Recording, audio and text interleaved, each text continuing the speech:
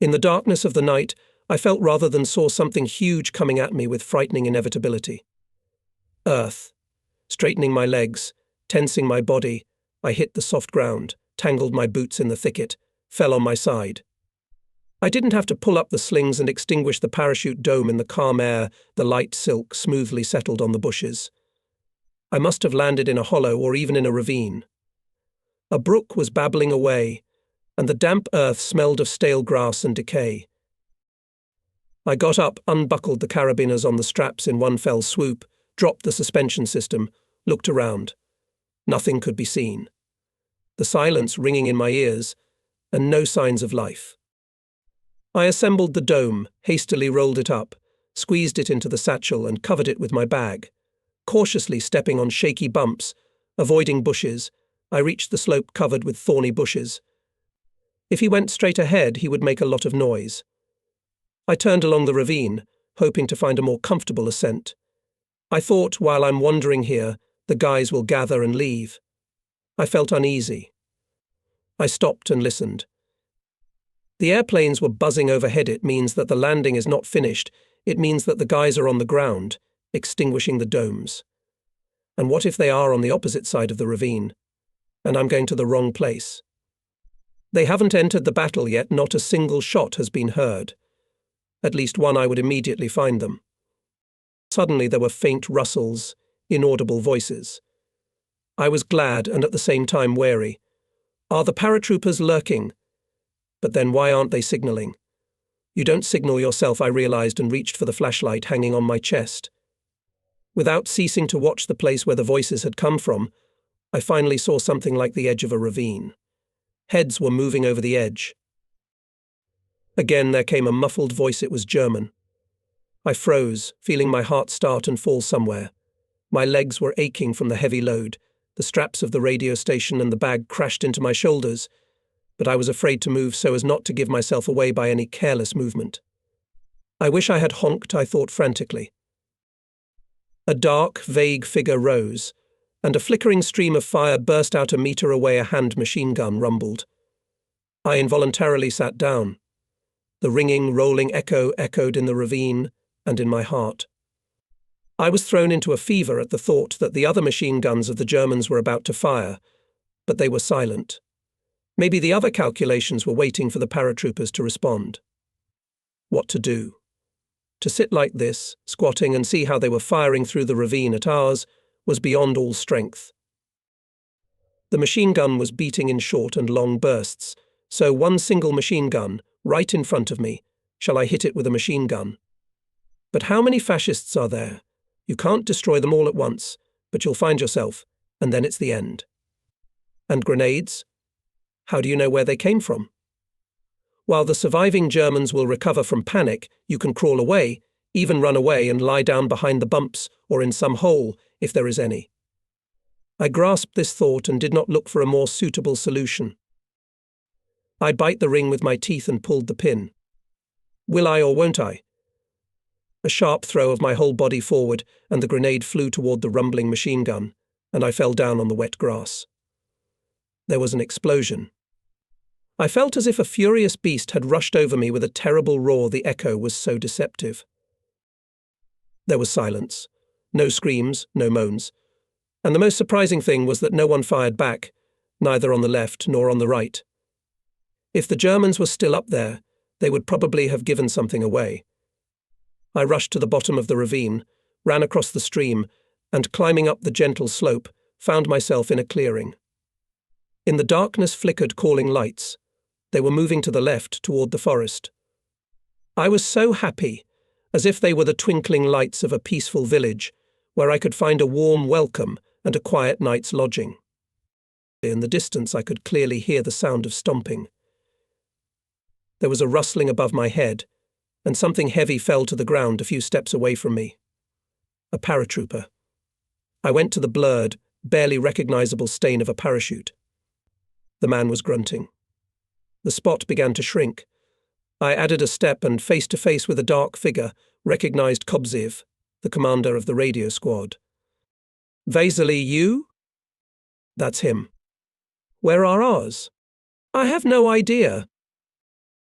All right, we'll find them, resolutely said Kobzev, taking the parachute on his back. Soon we met another paratrooper. Have you seen the green light, friend? I asked. It seemed to blink once, but I did not catch where. The headquarters of the 1st Battalion of the 3rd Airborne Brigade was located near a haystack. Already gathered radio operators and telephonists. Everyone is excited, but talk with a contrived indifference.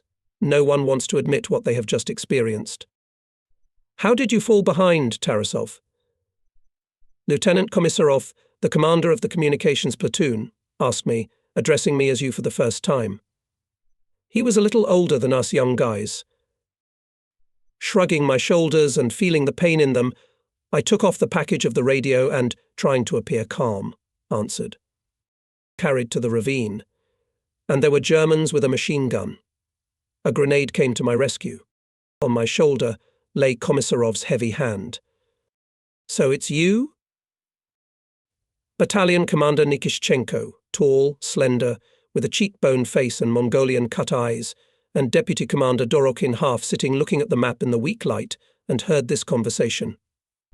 Nikishchenko ordered to send scouts, noting, "We should have brought the documents." It is easy to say to seize, I thought, and turned to him. Comrade Guards Captain, permission to show the place. From the darkness someone objected. We'll manage without escorts somehow.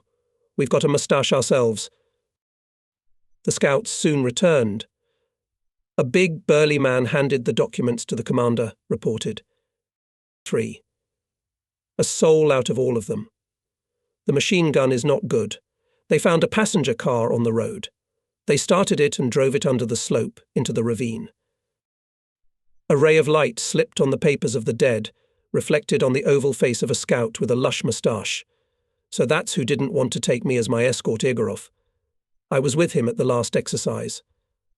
Then this hero complained about the bumpy road, said that the scout should walk through the forest on foot, not drive a car. Nikishenko, looking through the documents of the dead, perplexed, hummed. Quite strange. According to the information we have, such a part in this area should not be. Dorokin delved into the map. These Germans are probably passing through here. Here it is, the road behind the ravine, he said thoughtfully. They noticed us, decided to frighten us, or wanted to attract the attention of their own. 3 of us firing at a landing party is extremely reckless. But what doesn't happen in war? He was wearing the same leather jacket that he had worn in the camp, but instead of a cap on his head sat a helmet with ears bent upward. I regarded Dorokin with awe, perhaps because his name was surrounded by an aura of mystery. Indeed, why was he alone, a senior lieutenant, allowed to break the uniform? On his tunic he glistened with the Order of the Red Banner. But the orders were worn by other officers, older than him in rank, and dressed as they should. The army is the army. There were rumours. As if once in the plane just before the ejection of Dorokin's parachute unravelled. Everyone jumped off. He packed the dome and threw himself overboard. He landed in the village right on the Germans' heads. He threw grenades into the windows, raised panic, shot almost all the ammunition, and went into the forest unharmed. Only on the second day he managed to find his own men. Before the paratroopers appeared the same Dorokin, but as the guys claimed, all grey. Indeed, when he came to our classes and took off his cap, the bright grey hair was unusual to cut the eyes, because it did not fit with his age. Dorokin never told us about himself, thus causing us young paratroopers even more curiosity. Anyway, we considered him a hero. And now, from the whole appearance of this man was a feeling of confidence and strength, as if he was not in the rear, and on the other side of the front line, where everyone is his own and do not have to look back. From the darkness appeared a young Lieutenant Savinov, chief of staff with a group of people. They were company commanders and individual platoon commanders. Please, everyone closer, said Nikishenko. Before dawn an hour. In an hour we must remove from the landing site for 5 kilometers. Check again, whether well-camouflaged parachutes, and on the road exactly to the north. The commanders are gone. Someone took me by the elbow, a habit of Vladimir Soknev, and whispered in my ear. Happy baptism of fire, Maximek. It's a pity we didn't get into the ravine together. We would have made a lot of noise. How naive that Vovka is. I grinned. Don't be sorry. Give time. And you'll be christened. Muffled commands sounded. Prepare to move. In the forest hid scouts, groups of combat guards, and stretched there, like a black yawn, a continuous line of people. The night under the shade of trees is full of hidden fear. I knew that at such a time the Germans would not go into the forest. Having heard the airplanes, the cleansers most likely do not let go of their phones, reporting to all ends about the landing of the Soviet paratroopers. But still the feeling was as if the enemies were hiding behind trees and bushes and waiting for the command fire. People were walking in silence, bending under the weight of the burden, only to hear dry leaves rustling under their feet. They stopped. Nikishenko asked what was the matter. Suddenly the silence was broken by a husky, as if damp but sharp enough voice. Razmaznya. Are you blind? Didn't you see what you were holding on to? I froze in anxious wariness. The usual rude soldier's words struck a nerve. I didn't do it on purpose, someone said in despair. I held on to my comrade's back. He climbed under that snag and went I don't know where. I didn't realize that my hand was on the driftwood. I thought it was his back. I thought. The turkey was thinking too. It turned out that the guide had accidentally gotten separated from the group, and now no one knew where to go. A flashlight flashed on, picking out from the darkness a colourful circle of dried leaves. There was no sign of them. The people stomped around in indecision. Shouting was forbidden. Move aside. And then I saw the radio operator Goshka Popov, a lanky, thin guy, an inveterate hunter, who, according to his stories, had travelled thousands of kilometres through the Siberian taiga. Who counted them? Kilometres. But we believed because Goshka loved the forest, felt at home in it, never used a compass, skillfully built a fire, even in inclement weather, and could do many other things, surprising us with his cleverness. Goshka knelt down, bent threefold, scattered the leaves, and said to Vasily Kobzev, who bent down to him with a flashlight, "Lower the light, but hurry up." His fingers cautiously felt the ground and came across an indentation from a heel. Having examined it, Popov showed his hand, "That's where we should go." In a minute or two a light flashed intricately in the thicket. The paratroopers rushed to catch up with the column. To keep up with the headquarters, I had to run. From behind there was a stomping sound. Someone, breathing heavily, grumpily said, "Hey, buddy. Tell your superiors that mortars with slabs on their hump can't run." Before I opened my mouth, Savinov said combat. Nikishchenko, and indeed people have the impression that everyone is running. What do you suggest? Report to the head of the column to stop. Otherwise we will lose people. We'll do it. Just be warned, if we don't get out of this square before dawn, we'll be swatted by the Air Force. Dawn came quickly.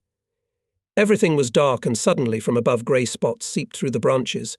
The outlines of trees with shaggy hats became visible. This was reassuring. The leaves left on the branches would shelter them from the airplanes. Next to Nikishenko was Igorov in a stained robe. On the move, he reported. Ahead is a dirt road that leads to Krasnyanka. Before the village with a kilometre. In front of the village a large wasteland, well viewed. In the vegetable gardens the enemy is digging trenches in our direction. There is no movement on the road. A field telephone cable is laid along the roadside. We didn't break it, as agreed. That's all for now. Good. Continue surveillance. Igorov saluted and disappeared as inconspicuously as he had appeared. The forest thinned out, it became quite light. Tighten up, came from the front of the restrained command. Wider step. Nikishenko ordered to make a halt to pull up the battalion, but no one had to sit or lie down. Barely appeared trailing column of paratroopers, as Nikishenko again approached Igorov, threw his hand to his temple. All is calm, Comrade Guards Captain. Commanders raised units, dispersed along the road. Come on, softly said Nikishchenko and vigorously waved his hand. The men rushed forward, ran across the road, climbed the hillside and took cover under the yellow tents of trees. At this time the growing noise of engines was heard from the west. Without seeing anything yet, I determined from the whining, dragging sound airplanes, and I was not mistaken. The ranks erupted. Air. Air. Everyone lay down. Over the forest, in which there was no longer a single person, flew brown junkers accompanied by silver Messerschmitt. Behind the village, in a spill of scarlet, they turned and flew back, rearranging themselves into a broken chain. Covered by twigs and leaves, I lay under a tree and watched the play of airplanes. The front machine, like a kite on the prey, dived down, bombs fell. Now we're dead, Sochnev said in a broken whisper. Such a fool falls it can blow his head off. I glimpsed at his good-natured, but full of anxiety face. Don't die before your time.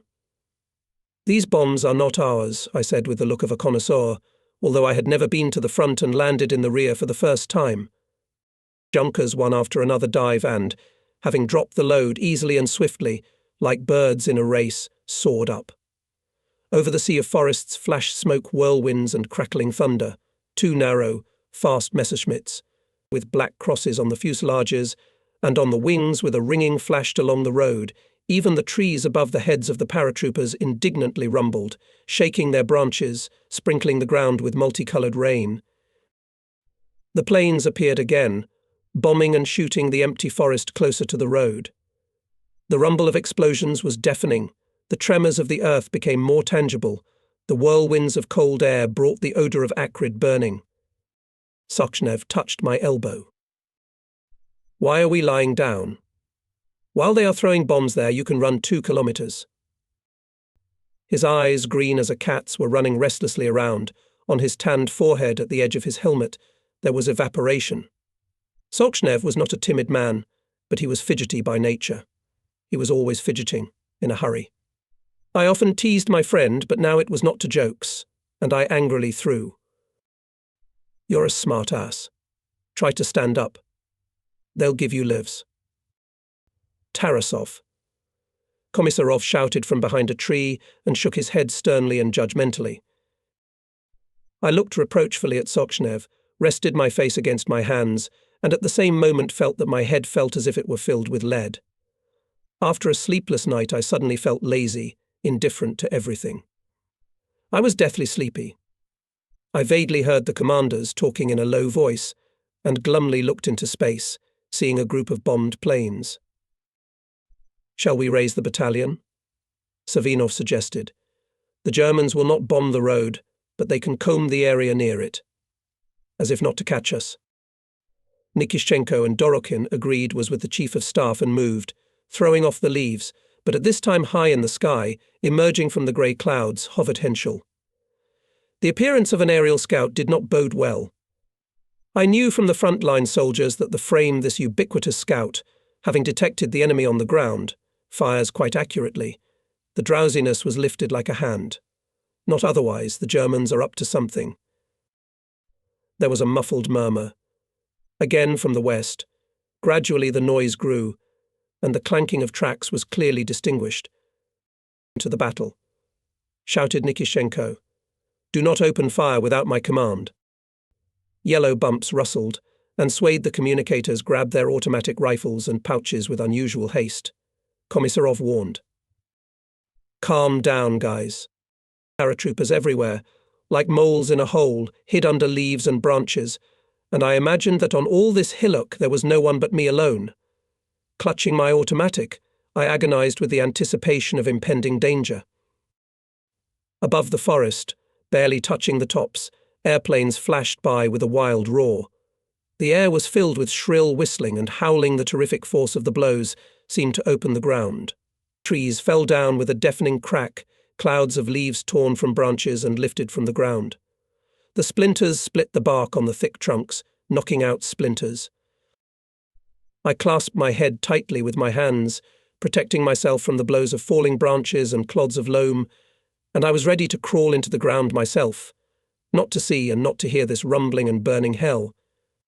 At times he felt the pain of his convulsed body, pain in his ears, gasping for air like a fish thrown ashore. And at that moment an ominous motorcade of a tank with a closed hatch and 3 armoured personnel carriers followed the road toward the village. After silence had settled, I lay motionless for some time. My body softened, did not obey my consciousness. I wanted to get up, to shake off the weight of the experience a man is better in motion. And the frame was still hanging. Someone's voice cut the ear. Henschel circled for another 20 minutes, descended over the landing site, spiraled above the forest, flew over the road, veering to the right and left. Having described a circle, went to the west. The paratroopers did not get up, fearing that a new frame would appear. In the sky floated clouds. Stand down. Commanded Nikishchenko. Prepare to march. All night I slept like a dead man. In the morning, having covered the guys scattered in their sleep with a cloak tent, I got out of the tent. After yesterday's exhausting march, my joints were still aching, but I didn't feel tired. Only my throat was dry. I took a kettle and a flask and went to get some water.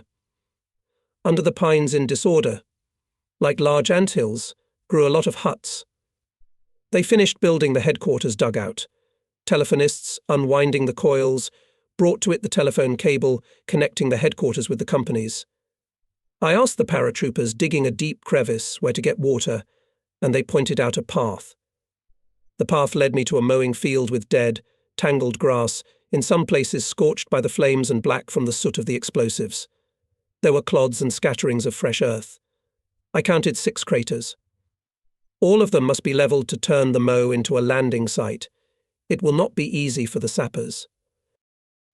In the thick bushes I found a spring with water as clear as glass. I knelt down and leaned over the bowl with my hands on the rocks. Pine needles and pebbles were lying at the bottom. Fountains were playing, tossing grains of sand from place to place. The reflection of a sleepy face rippled on the transparent surface. I touched the icy water with my lips and took short gulps to drink to my heart's content. Then I dipped my face, stood up, wiped myself with a handkerchief, filled the kettle and flask and returned to the hut. Goshka Popov, in an unbuttoned jacket, with his helmet pinned back of his head, was chopping dead wood for the fire with an axe. His face with fine features had become gaunt, his nose pointed, his eyelids swollen and reddened. I put the kettle on the grass, threw the flask into the hut. "Hello, Goshka. How did you sleep?" "My very best. I slept like a dog. It wouldn't be a bad idea to continue, but I have to prepare food."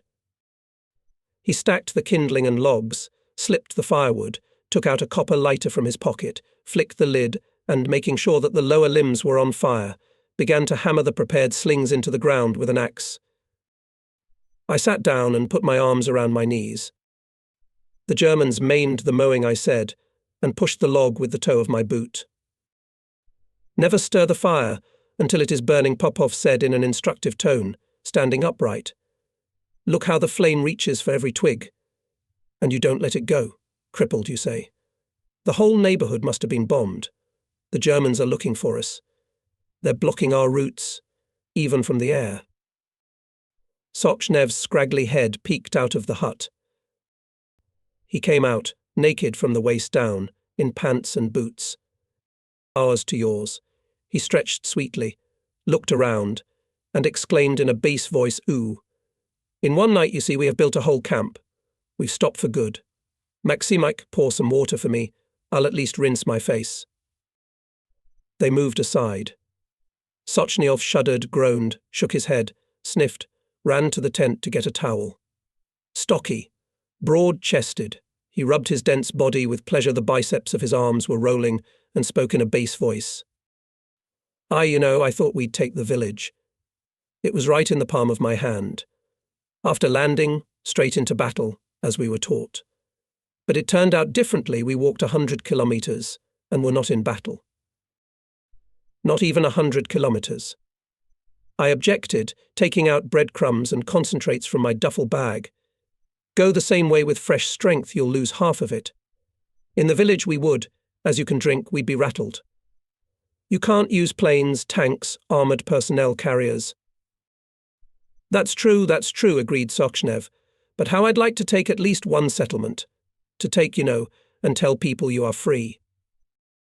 Popov was stirring up in a cauldron a medley of mashed pea soup. He threw it down glumly. That's what we've come for, he said with such intonation that I felt something unspoken in his words, but I didn't bother to clarify it was said correctly. Kobzev came out of the tent in a cloak tent thrown over his shoulders. The helmet pulled tightly over his head emphasized the roundness of his pimply face with light blue eyes. "Why did you start the fire?" he asked sternly. "Everybody burns." "What about us, redheads?" Popov replied and rolled upward his speckled grey eyes. "The sky is about to leak. You don't have to worry. No one will hurt you." A glimpse at the dense clouds. Kobzev said nothing and went with a heavy step to the headquarters dugout. "Vasily's soul is in pain," Sochnev muttered. He was moaning in the morning. He kept calling for his mother. "Where in the Urals will you find her now? The Urals are big. At a time like this, you see, no one will answer a request. It's hard for the boy." "We have good people in the Urals," I said. "They won't leave him in trouble. When the war is over, he'll find his mother." Squinting at the smoke, Popov was baking fritters on a sapper spatula. He greased it with mixed fat, poured the mess, and put it on the coals. "Everyone has his own," he sullenly exhaled, taking the spatula in his other hand. "Put on the soup, and I'll treat you to my cooking." "Fire me," I said. "I've had enough once. On a camping trip I touched every puddle." Popov smiled slyly. "They're salted badly, that's for sure, but you can eat them." In the afternoon, Komisarov called me and Sochnev. There was no place to turn around in the small, low tent, where we did not enter, but climbed in one by one. A cloak tent was spread on the ground, 2 bags in the headboard, helmets on the limbs. "How are you feeling?" Komisarov asked, looking at us on our knees with a questioning look, as we could not stand up. I realized that the conversation will be serious. Before being thrown to the rear, the platoon leader was also interested in the health of each communicator. After exchanging a glance with Sochnev, I answered, "I'm fine." "Then listen." Komisarov took a piece of paper out of his clipboard and handed it to me. "Here are the data of radio communication. Set the transmitter and receiver according to them, and burn the piece of paper. At 2100 report to the commander of the 3rd Company, Guards Senior Lieutenant Gorbunov. You must ensure the company's stable communication with the battalion headquarters." At the appointed hour, we were in Gorbunov's spacious hut. It was a man already in his old age, on the forehead baldness, hair sprinkled with grey. He had just dismissed the platoon commanders and, poking his finger into a map tucked into a clipboard, was telling the officer who had been delayed, "We will ride the road here and hit the enemy as soon as he equals us, and your task is to cut off his escape routes. Is that clear?" "Yes, sir," said the officer and left the hut. Gorbunov put on a raincoat helmet, threw the strap of binoculars behind his neck, and, heading for the exit, said, "Quite glad to see you, radio operators. We'll take the exam, my lovebirds." I could not find anything to answer his strange words, and Sochnev was silent. Platoon commanders came up to him at rest stops, and he usually started the conversation like this. "And now, Ivan Sergeyevich, tell me, my dear fellow, how is your army doing?" The army was doing quite well, and the satisfied Gorbunov, with his leg as usual, opened a clipboard on his knee. Apparently the soldiers and officers were used to his civilian manners and did not notice them or pretended not to notice them. In any case, they addressed him and answered his questions as military men should, without a hint of panache. I learned that before the war Gorbunov had taught math at school, and that his eldest son was at the front. Before dawn we passed the forest. There was a chill in the air. Ahead, in the dark outlines of something unclear, faintly outlined a wide expanse, embraced by silence and serenity. Gorbunov himself stood for a while, as if stumped, looking into something invisible and listening to the silence, then ordered the platoon commanders to position their units along the edge of the forest and to entrench. The men began to move, and soon there were muffled blows of blades, grunts, and restrained talking from everywhere. We were digging a cell at a distance from the others, under a thick pine tree, carefully chopping roots, throwing earth and stones on the berm. Both of us were getting hot and did not immediately notice that the sky had thrown off its black veil, it had become light. Sticking the shovel into the berm, I looked around. As far as the eye could see, the paratroopers were lying on the hillock in freshly dug cells, finishing their camouflage. The knoll sloped gently down to the grey highway, and beyond it ran a narrow, quiet rivulet, over which leafless willow thickets hung limply. A dozen or two thick yellow oaks, scattered across the vast field, looked like lonely, lost wanderers, for beyond the field there was a whole grove of oaks, lavishly coloured by the hand of autumn. I revelled in the freshness and silence of the unawakened morning, and I did not want to believe that this picturesque area might soon be a battlefield. Suddenly, on the right, about a kilometre away from us, explosions went off, machine gun bursts. The paratroopers, who were fuming mercilessly with makhorka, took shelter in their cells. My curiosity got the better of me. I turned my face in the direction from where the shots came, but the forest ledge blocked the way. A panting Gorbunov came running, sat down on the edge of the cell, lowered his feet in dirty boots, and ordered. All the headquarters. I turned on the radio and, contacting the battalion headquarters, handed the microphone to Gorbunov. Burka, I'm Najim. Yes, it's me, the third. On my right, some household has started a fight. Me and my boys are on a fence. Over. I switched the valve on the tube and listened. He raised his furry eyebrows in surprise. You don't know? Well, find out from the chief, I'll wait. He gave me back the receiver and said as long as the brigade headquarters is called, I'll be here nearby. If anything happens, call me. He climbed out, put binoculars to his eyes, waved his hand and disappeared somewhere. The shots rattled behind the forest. In about 3 minutes, the battalion headquarters called the third. Vovka, hurry up for the commander. I said, hearing Kubzev's voice in the receiver. Sochnev broke from his seat and jumped and ran towards the forest. Gorbunov appeared from behind a tree and stopped him with a shout. Here I am. They both went down into the cell. It was not even a cell, but a square pit with a niche in which the radio station was attached. Gorbunov, seized with anxiety, listened and said, Here it is once. That's the time. Scouts? Of course he sent them. Having finished the conversation, perplexed, he waved his hands. We don't know who's fighting who. No data. In the distance, at the edge of the field, loomed the figures of people in grey-green uniforms. Germans, burst out someone's exclamation. The paratroopers squeezed deeper into the ground, numbly watching what was happening. The Germans prowled along the coastal thickets, fell and fired in the direction of the forest, across the river and the highway, rose again, and strange things strove at all costs to make their way to the place from where the most shots came.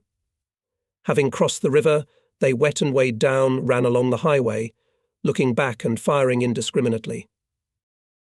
Lowering his binoculars to his chest, Gorbunov said, Someone is chasing them.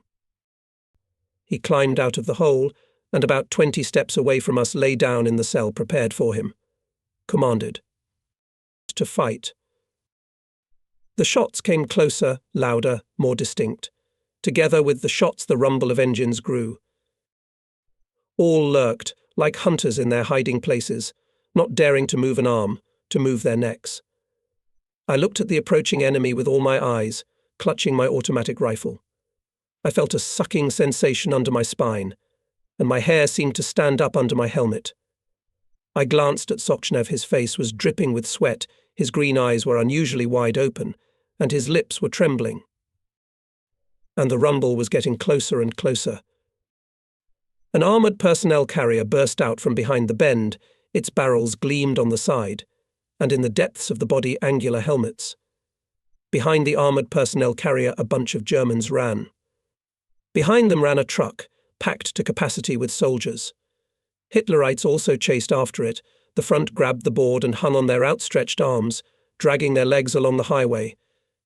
Disorderly column with noise, shouts, screams rushed past the paratroopers. I was thrown into a shiver. The hardest thing is to get close to the enemy without doing anything. With a tremendous effort of will I held myself back, so that prematurely, without command, not to pull the trigger, and looked impatiently at Gorbunov. After waiting some more, Gorbunov shouted, "Fire." The deafening crackle of bursts hit my ears, the rumble of anti-tank guns. I tried to shoot as calmly as possible. Grenades flew, kicking up columns of dust and smoke on the highway. Iron rattled.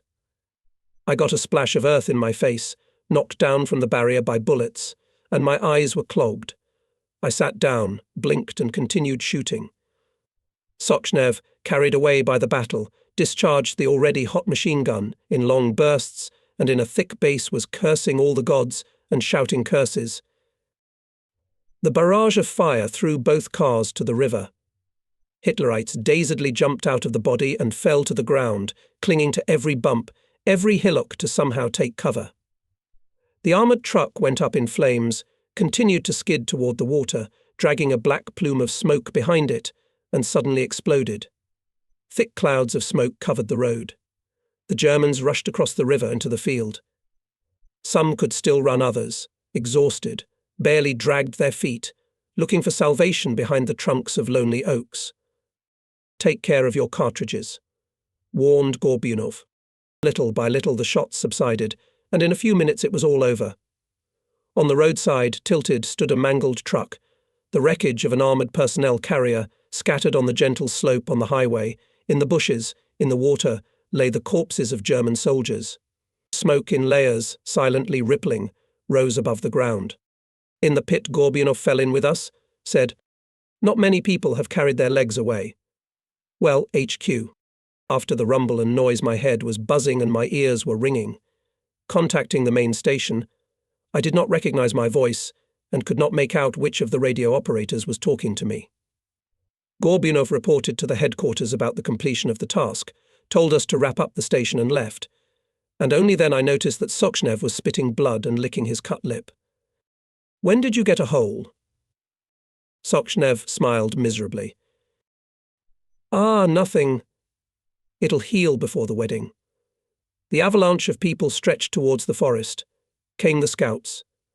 They were surrounded by paratroopers. Sochnev and I crawled out of the hole, threw our packs on our backs and hurried over there. In the crowd that had formed there were people dressed in non-military clothes. To Gorbunov stepped an elderly man in a short dark coat, in a cap with a scarlet ribbon on the visor, with an automatic rifle thrown back, and shaking his long oak-lady beard, introduced himself. Commander of the partisan detachment Solochenko. Spreading his arms, he took another step and hugged Gorbunov tightly. I was sure that I would meet our regular units. With frank amazement I considered the partisans. How much has been read about them? People's Avengers, as they were called in the newspapers, were in my mind people extraordinary. They blew up bridges, derailed trains, destroyed enemy garrisons, dealt with traitors. When I read about it, each of the partisans seemed to me a huge man, bravely confronting a strong enemy. And here they are, these heroes ordinary, our heroes. Some of them are not pretty, but they are still heroes. More guerrillas came, and in their turn they looked at us, paratroopers greeting and hugging us with admiration and joy. In a minute both of them willingly exchanged makorka and samosad, bread, sugar and lard. A white-headed boy of about 15, with burned-out eyebrows, in a patched coat with a wide belt, stopped in front of me. "We also have a radio." "And who do you keep in touch with, if it's no secret?" Sochnev smiled at him, holding his lip with a gauze swab. "No one. The food has gone bad. The whole detachment on only scouts hold on." I involuntarily grinned. "Where did you get such knowledge?" Are you a radio operator? Not me, my older sister Anka. She's sitting idle. You could give us some batteries, eh? Rubbing the kid's shoulders, I said. We can't now, but we'll drop them off for sure. In a clearing, surrounded by tall pines, they buried the dead. They lowered them into one mass grave. Silence hung over the crowd, only the tinkling of shovels against the stones and the earth falling with a soft clatter. Gorbunov and Solochenko, squeezed to the edge of the grave, bared their heads. In the distance, by the yellow thickets, stood guarded by 3 Germans, fearfully hiding their eyes. Their faces seemed dead pale. Pulling me by the sleeve, Sochnev nodded, and we got out of the crowd. A paratrooper with a bandaged head was half lying on the stale grass. His comrade, kneeling, was showing some photographs. Shall we have a look? Sochnev suggested. The wounded paratrooper heard and said, Look, everybody look. Those were terrible pictures. On the gallows, 5 bodies in torn underwear. A little to the side, under the gallows, are German youths with machine guns on their chests, their sleeves rolled up to the elbow, their caps on backwards. They are cheerfully looking straight into the lens, posing proudly and picturesquely. Another picture, the execution of women and children. Completely naked, they stand on the edge of the pit with faces frozen with horror and weight. Soldiers are not visible. They are behind the frame. But here they are walking in disorder, firing machine guns in cold blood. Victims are falling, crawling, mothers are covering their children. I was scared, more scared than I was in the battle. I had assumed before that I would feel the deaths of my comrades. But that's what war is all about in war. Rarely a battle is without casualties. Sometimes thinking about it, clenching my heart into a fist in advance, I accepted future sacrifices as inevitable. But I could not comprehend why children, women, old people should die. Why? Ogres. Monsters, the wounded man shouted angrily, threw the pictures away from him, grabbed his automatic rifle and fired the German in the bushes. Waving his arms, fell flat on his back. The other 2 recoiled in deathly fright. Suddenly, and inappropriately sounded this shout, and shot the paratroopers, and partisans shuddered, raising their heads incomprehensibly from the grave. Gorbunov rushed to the wounded man. What have you done, my little dove?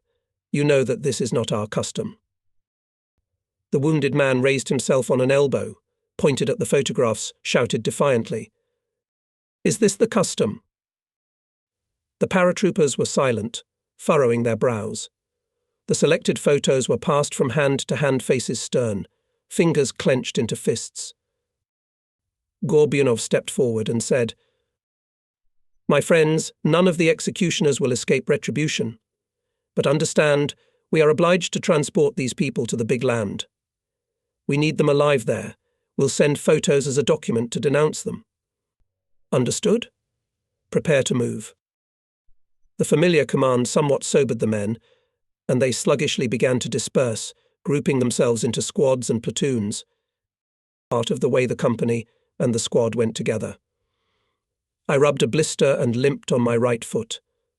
I heard Gorbunov negotiating with Solochenko about a meeting. Can we go straight to our headquarters? I can't. I don't have the whole squad here. Besides, we have to keep the road in our sights. The Germans are taking ammunition and food to the Dnieper. All right, I won't insist, Gorbunov agreed. You'll send a liaison to us as agreed. But you, my dear fellow, at least tell us about yourself. Please, in a nutshell. At the beginning of the war, one was a Red Army rifleman. Got surrounded near Kharkov. Barely escaped capture. I returned to the village of Sinyavka. I used to work there as a collective farm chairman. I set up an underground group, and later a partisan detachment. The communist, 23 years old. I'll tell you more about it the next time we meet.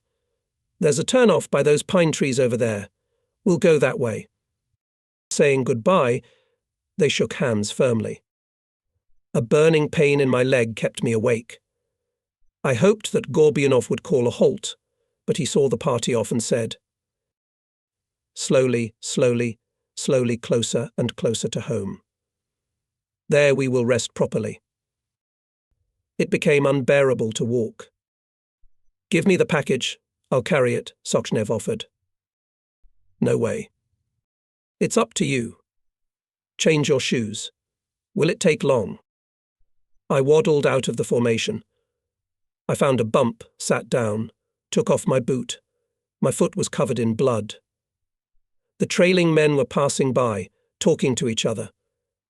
I changed my shoes and was about to catch up with the company, as someone came out of the bushes on the road, hidden from me by branches.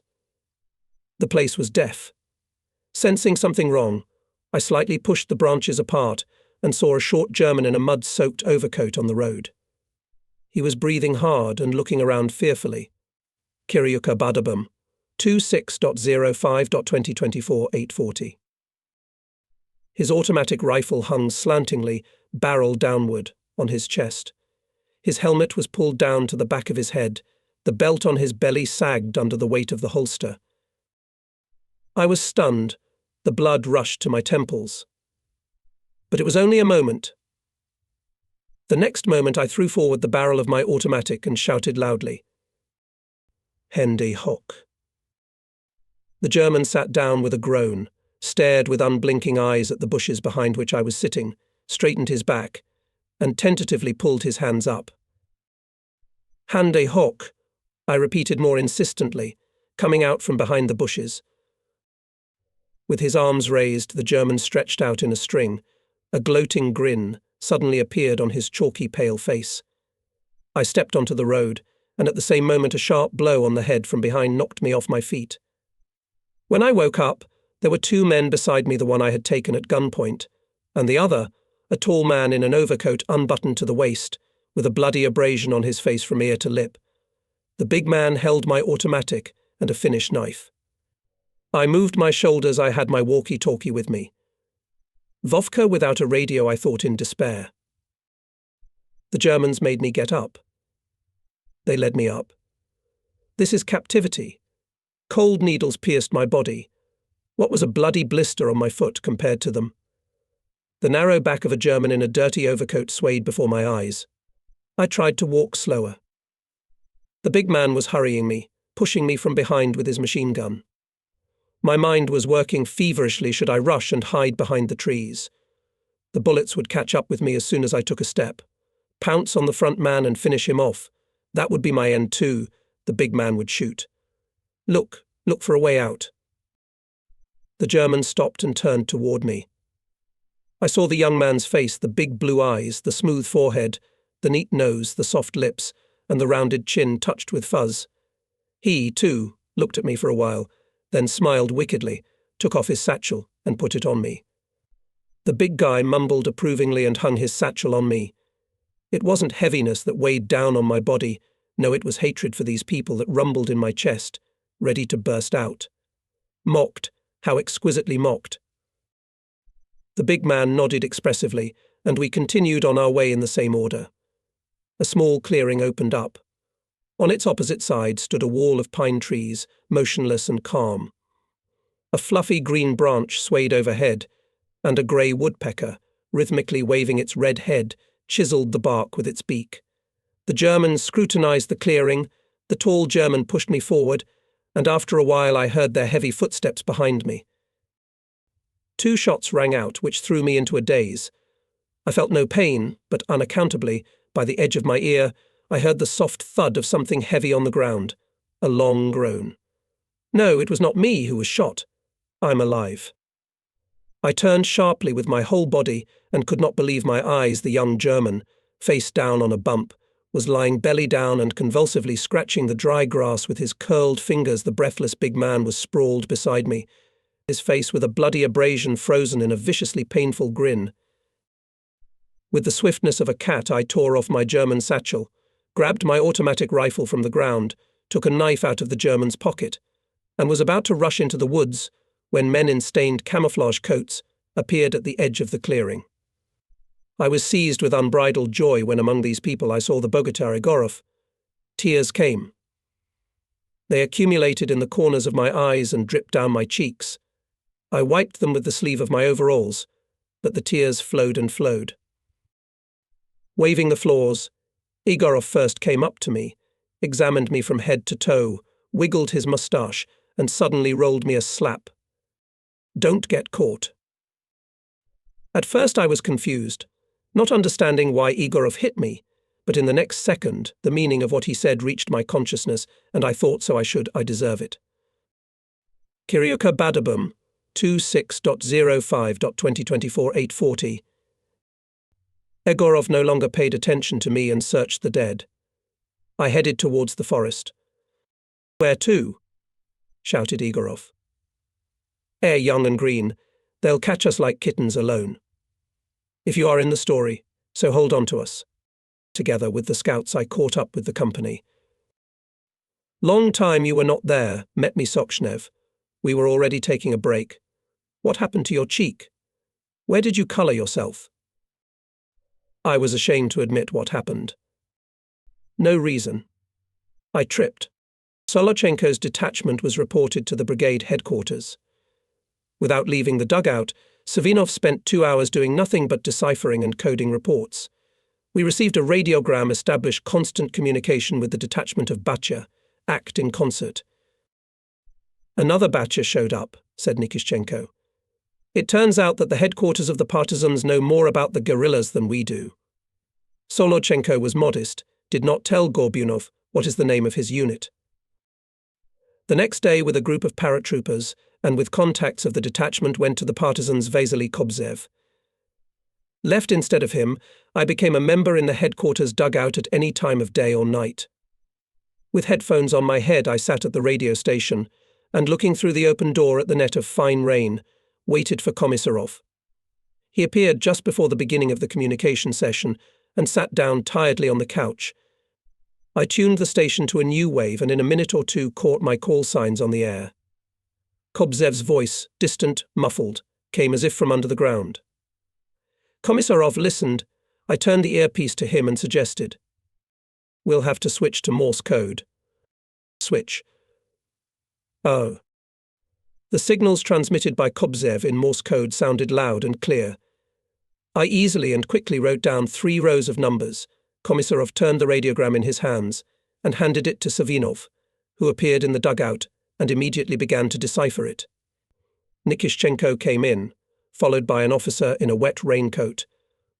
"Report," asked Nikishchenko, sitting down on the seat, warningly vacated by Komisarov, and pushing away from himself in the middle of the table smoker, made from the shell casing of a Patarov cartridge. The officer threw off his hood, opened his chaff, splashing drops, extracted a map from his clipboard. Operation completed as written. The bridge was blown up. A supply wagon was captured on the road. "Did they bring anything with them?" asked Nikishenko. "With food we are tight." "Brought." "What do you mean?" "Broke off the horses, harnessed, loaded bags of flour, sugar, cereals enough for the first case." "Thank you." "Thank you, thank you." "Listen further," the officer turned gloomy. "Twice my men ran into the Germans, and all on the outskirts of our forest. Something suspicious. I have the impression that the enemy is pulling up forces." "We'll take note thoughtfully," said Nikishchenko. "Let's wait to see what will bring scouts. Do you hear, Savinov?" "Of course." And another unpleasant report. With these words, Savinov gave decoded radiogram from the partisan detachment.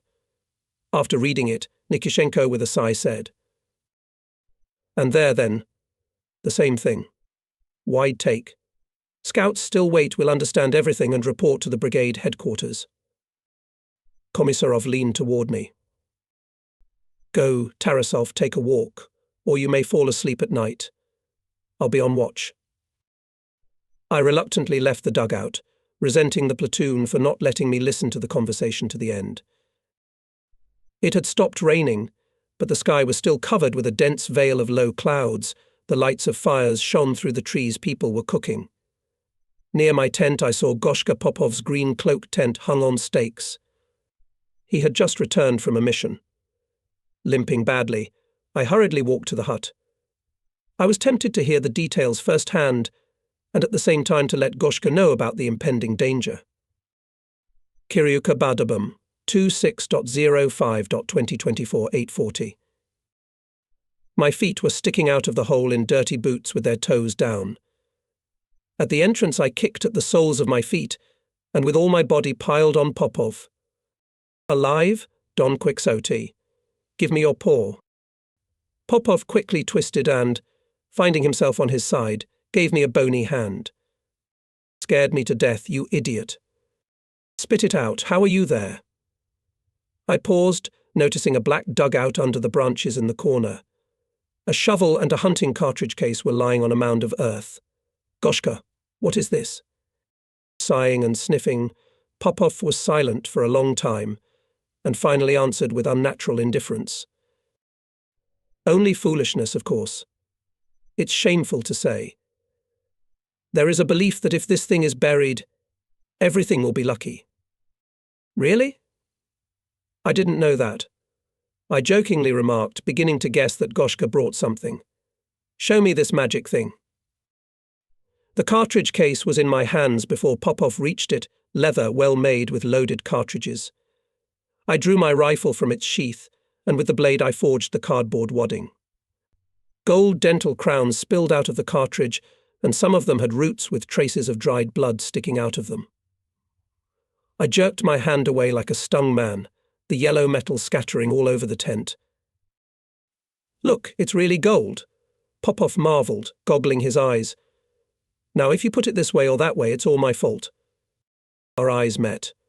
Popov fidgeted on the dry branches, as if he had sat on a hedgehog, and looked at me with a wary and ingratiating expression, and his whole look said that he feared further explanation. I could not utter a word, amazed at what I had seen and at the fact that Goshka was so shamelessly deceiving me. It had never occurred to me that he was capable of it. The silence was getting heavy, and I said, There was Goshka Popov, but he's all out. You know what happens for this kind of thing?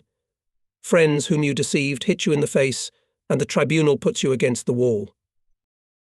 It wasn't me who pulled those teeth, Popov spoke passionately. I took the cartridge case off the dead German. I couldn't throw it away.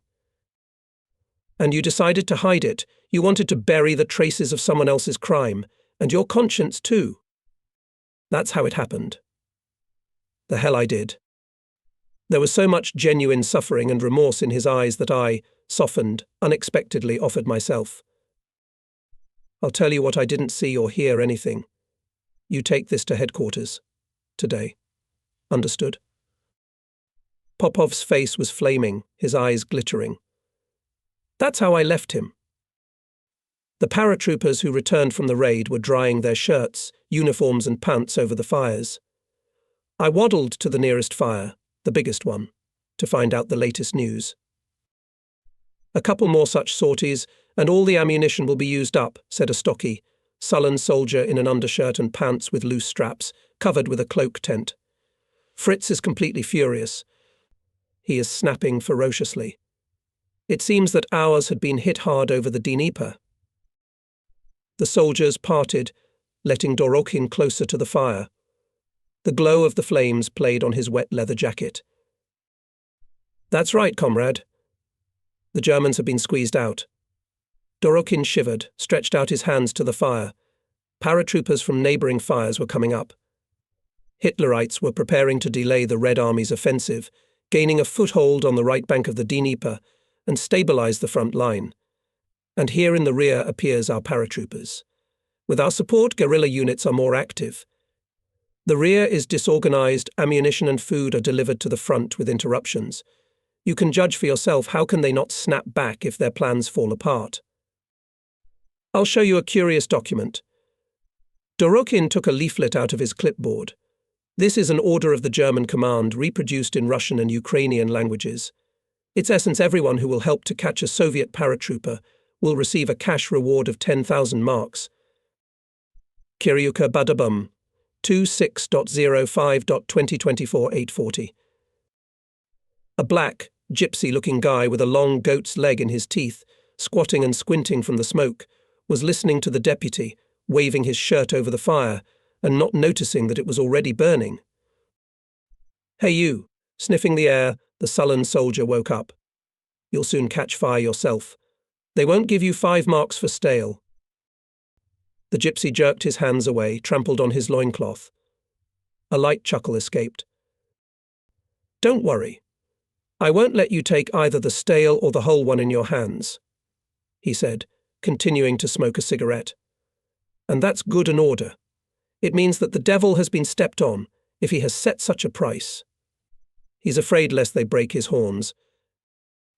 Unknowingly, the gypsy threw a pebble into my garden. He touched the captivity and mentioned the blister.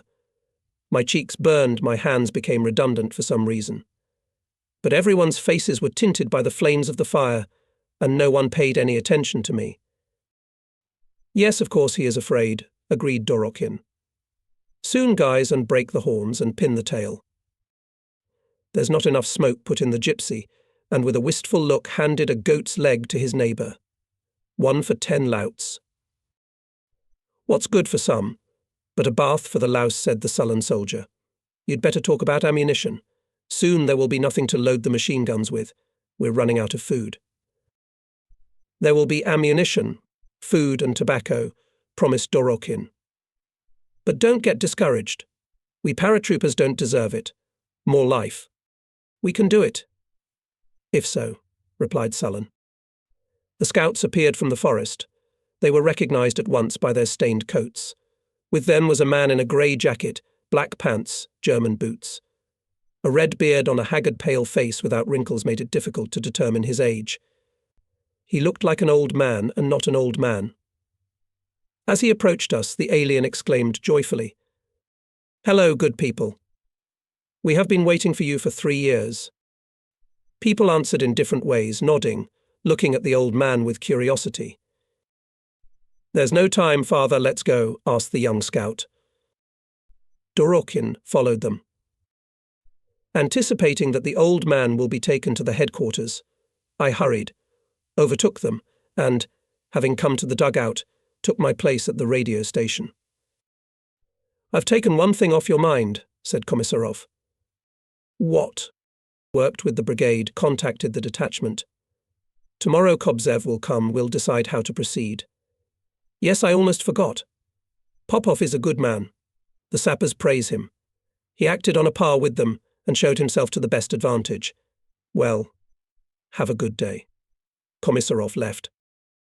Goshka was not in the headquarters, I noted to myself.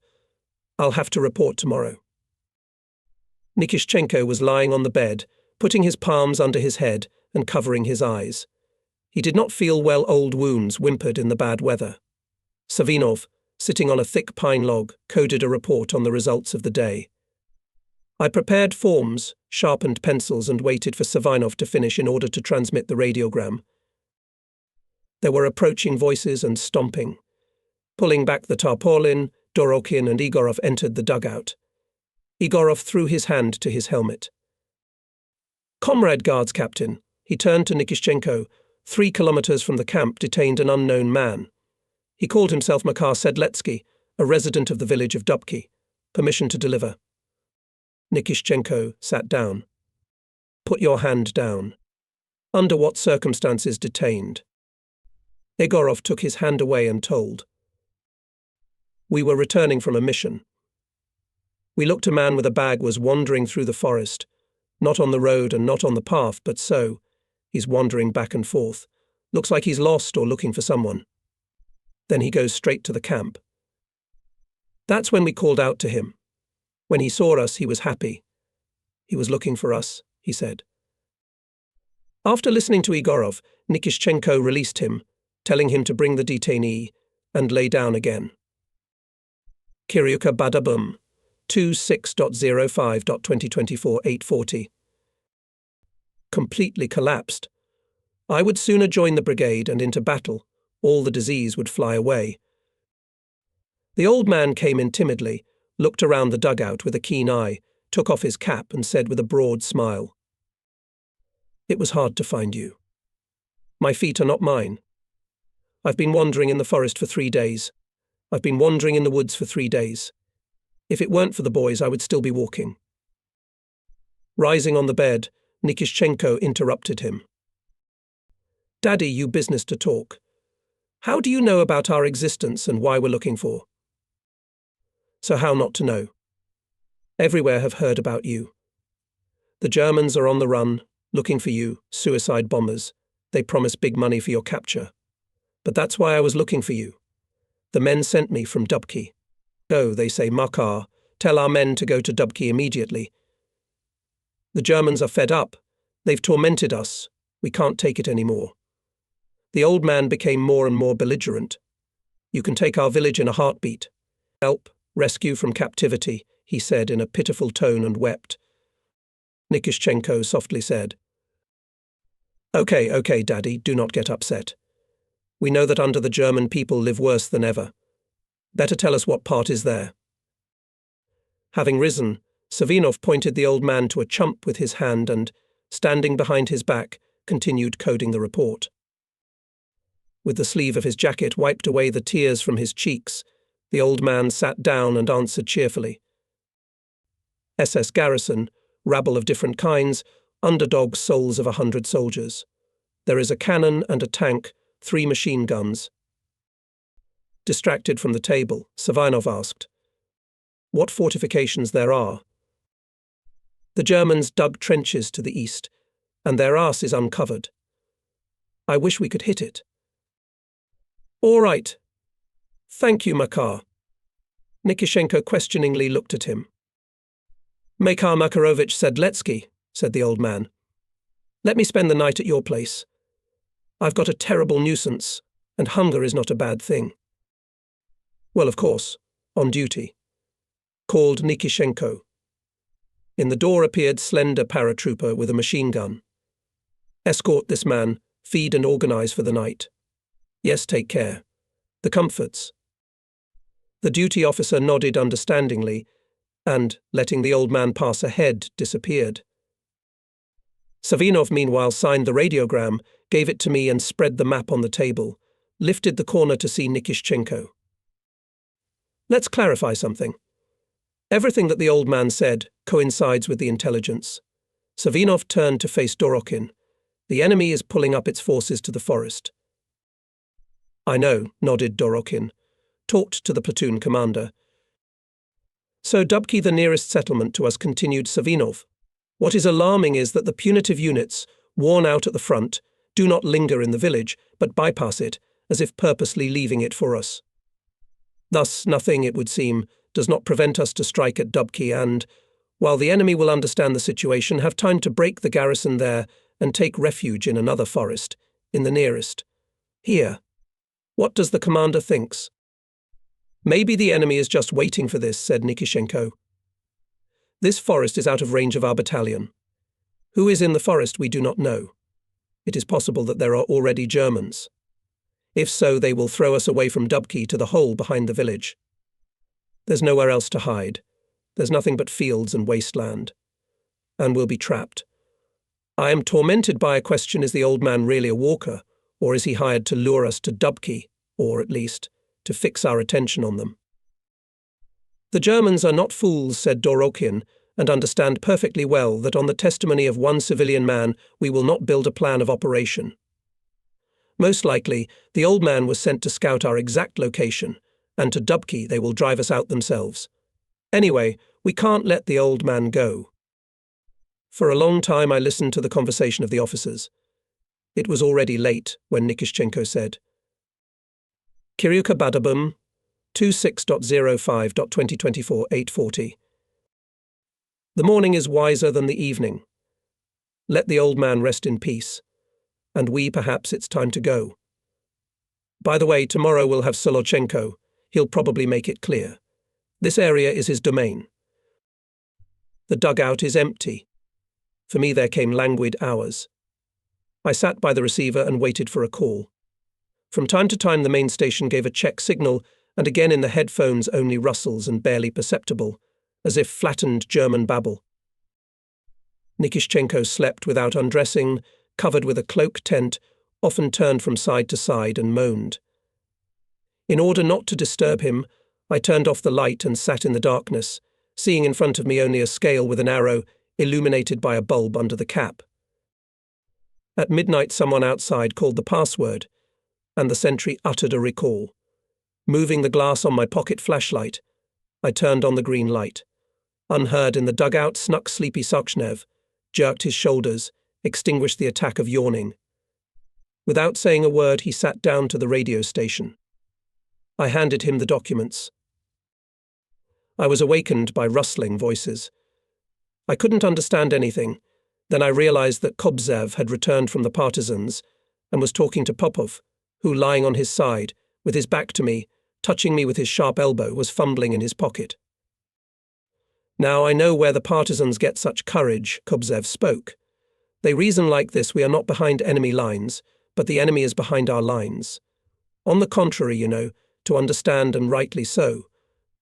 And it's the enemy who should be afraid, not us. That's how they are, brother, and they're beating the Germans up all the time. I was in the detachment one day, and I heard and saw all sorts of things. The partisans blew up a train with equipment and blew up a bridge. Well, a bridge like that. We won't need it for the first time. Understand? What's not to understand? Popov agreed. We blew up the bridge together. I was personally present at that. No way. Wow, Kobzev was surprised.